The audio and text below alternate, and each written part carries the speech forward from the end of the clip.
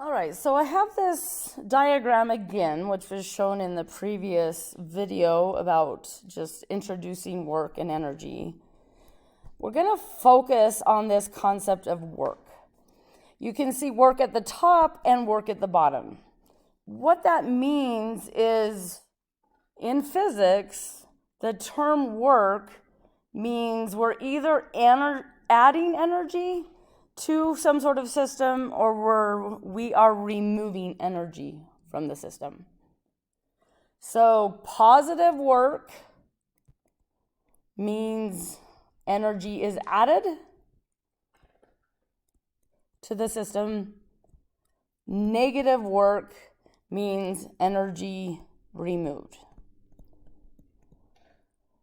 So in terms of what we mean and equations, the fundamental equation for work, so we're just going to use a capital W to represent work. The equation fundamentally looks like this. The integral of the force that is acting on the object dotted with ds, ds being some incremental distance that has been moving. So for example, if I have a box and I'm pushing it, this box is going to move some distance overall. But this force that I'm applying does not need to be constant. It totally could be. If it is constant, we know that there will be a constant acceleration. That constant acceleration means we can use the kinematic equations to relate that force to its acceleration, and then acceleration kinematic equations will relate that acceleration to initial final velocities, time, distance, that sort of thing. The force, though, the reason we have this integral is because the force may be varying. If the force happens to be constant the whole time, then we can totally pull the force vector, out of the integral. Integral of ds is going to be a delta s. All right, so base equation, integral. If the force is constant, we end up with just the force dotted with some sort of displacement.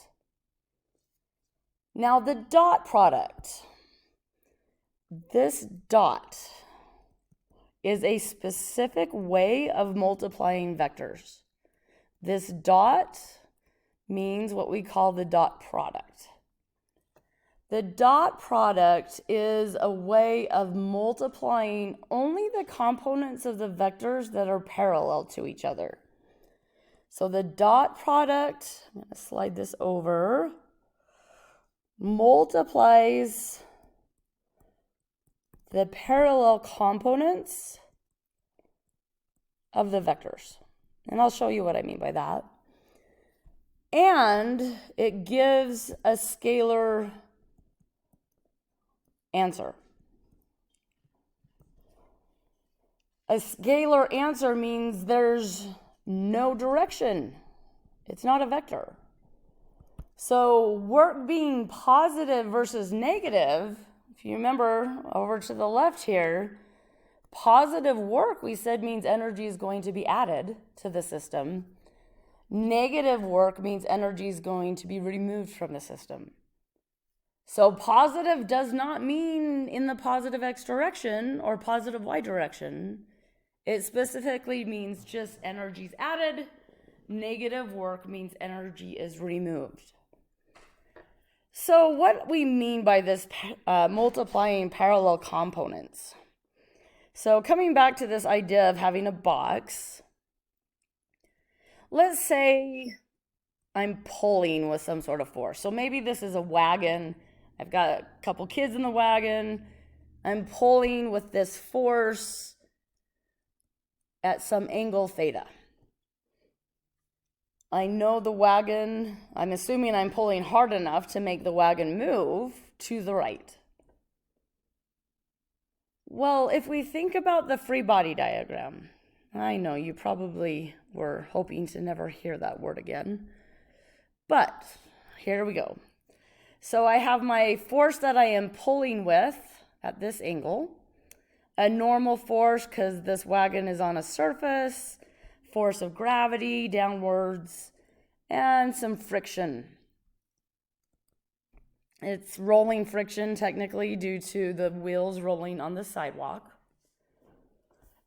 If we think about what we've already been talking about, the net force on an object determines the acceleration of that object. Now, of course, force is a vector, and so we did need to look up and add the forces specifically in the x direction to determine the acceleration that is in the x direction. And similarly, the net force in the y direction was used to determine the acceleration in the y direction. In this particular case, a wagon being pulled along the sidewalk, there would be no acceleration in the y direction. In the y direction, the upward forces, the normal force and the y component of my pull, those would need to be counteracting the force of gravity because there is no force in the y direction. In the x direction, we have the x component of the force and then friction in the opposite direction.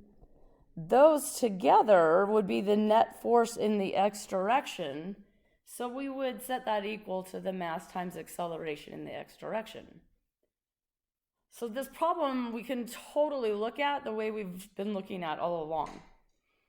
But if I want to talk about work, meaning putting energy into the system or taking energy out, our equation, our base equation over here, is telling us that these forces are putting energy in or taking it out. Right now we can think of that in terms of this wagon. Energy in would mean that it would cause the wagon to speed up. Energy out would be any force causing the wagon to slow down, or that would make it slow down if that were the only force. So we know that the pull, the fact that I am pulling on the wagon, is what is making the wagon would speed up. But friction would be making the wagon slow down if it was only friction. So somehow my force, I'm putting positive work done by this force, but friction is doing negative work because it's taking energy away. It's not allowing the wagon to speed up as quickly as it would without friction. So ultimately, the concept of work is a way of talking about how these forces speed up or slow down the object in this case. If we think about the force that I'm pulling with, though, it's only the x component of that force that is actually responsible for making the wagon speed up, for giving it an acceleration. So when we talk about work and we talk about this concept called the dot product, when I say the dot product multiplies parallel components, I'm comparing my force F to this motion, this delta S that the object is moving. So this wagon is moving to the right, but my force has both an X and a Y component. It is only the X component that's along the same line as that delta S. It's those parallel pieces that are responsible for putting energy. It's only the X component of the force that's responsible for putting energy into the wagon, ultimately making it speed up. So that's what we mean by the dot product, is we're going to multiply parallel components. In the case of a constant force, so assuming this, sorry, let me slide over. Let's assume this pulling force and the angle that I'm talking about are constant. So I'm pulling with the same force at the same angle. That means this x component of force here is constant. So I could say the work is not only just the total force vector dotted with the displacement vector, but because the dot product gives us, only multiplies parallel components, this is the same as saying just the x component of the force times that x distance. So ultimately, I'm going to call this delta S delta x because it is moving in the x direction. This is all I need, the x component of the force and that distance the wagon moves in the x direction to calculate the work done by my pulling force, F.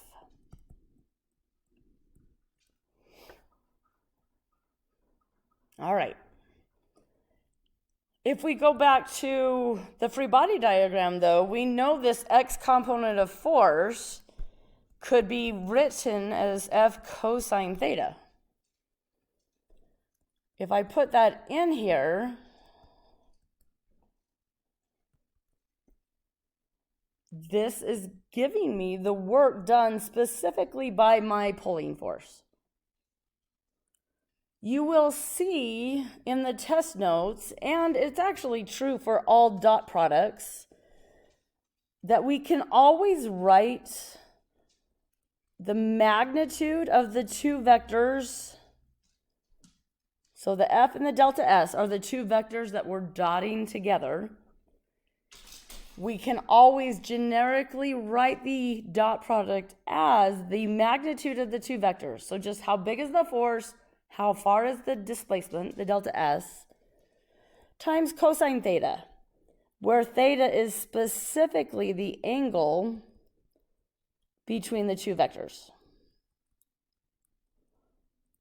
Specifically the force vector and the delta S vector. We see that in the specific example of my pulling force, because the F cosine theta is what gives me the x component of force, and that x component of force, of course, is in the x direction. So this right here is a generic way of writing out the dot product. The dot product also, because we're only multiplying parallel components, if we had a force and displacement that had both x and y, so our force had x and y components, which we did in this case, but if our displacement had x and y components as well, we calculate it by simply multiplying the pieces, the components themselves that are parallel, and then we add the next pieces that are parallel multiplied together. And technically, if it was three-dimensional, we would just multiply the z components together as well and just add it all together. So this is some work done because the x component of force, while the object moved in the x direction, this is the portion of work done by the y component of the force while the object moved in the y direction. This last piece would be the work done by the z component of the force as the object moved in the z direction. We are still staying two-dimensional, so we can draw our work as just the x components and then the y components. Okay, these two equations are two ways of doing the same thing. They give us the same answer. So whether we use one over the other just really depends upon the information given. If we go back to the example of pulling the wagon, well, if I know F and the angle it's at, then it's easy enough to find F cosine theta as the x component and then delta x is the distance traveled. That's easy enough to do. The reason I would use this bottom approach, just multiplying x components and then y components, is if I had both vectors, both the force and the displacement with I and j components. It's just easier to do because then we don't have to figure out angles so much. So we'll do examples with these, but I do want to mention really quick friction in here. So we already said the rolling friction is opposite the motion. So if friction points to the left, but this box, or sorry, it was a wagon, is moving to the right, we've already mentioned that the work done by friction is negative. It's negative because it's friction itself is working to slow the wagon down. It's not allowing the wagon to accelerate as quickly as it would without friction. So we need to see how to get this negative answer. Well, that comes from this generic equation right here, or the dot product at the bottom.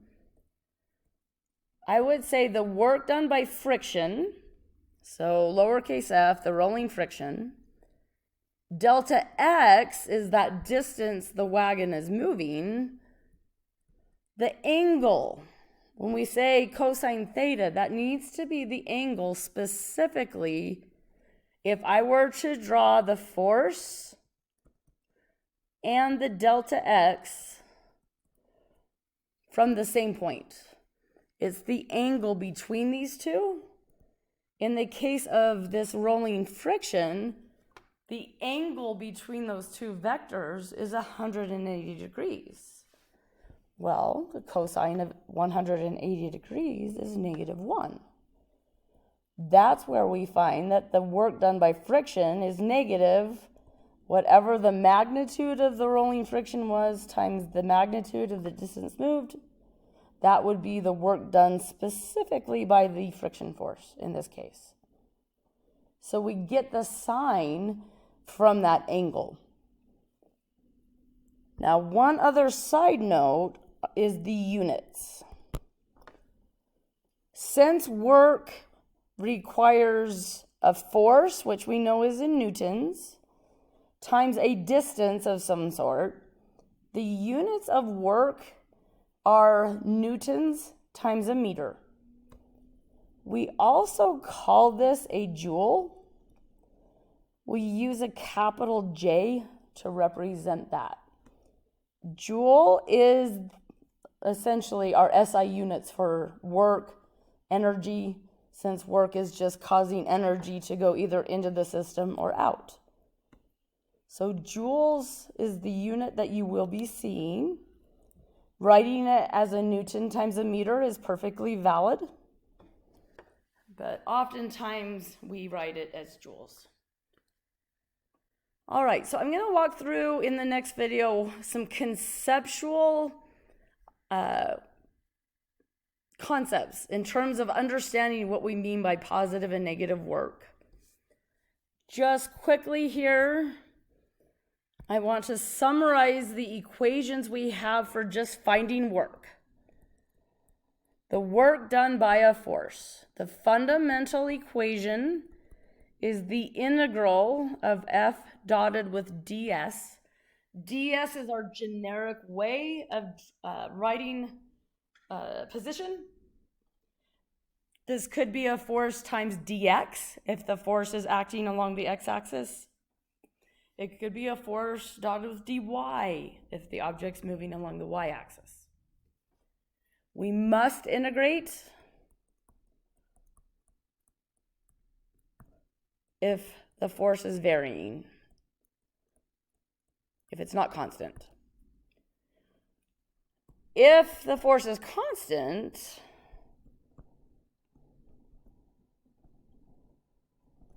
then this equation becomes F dotted with delta S.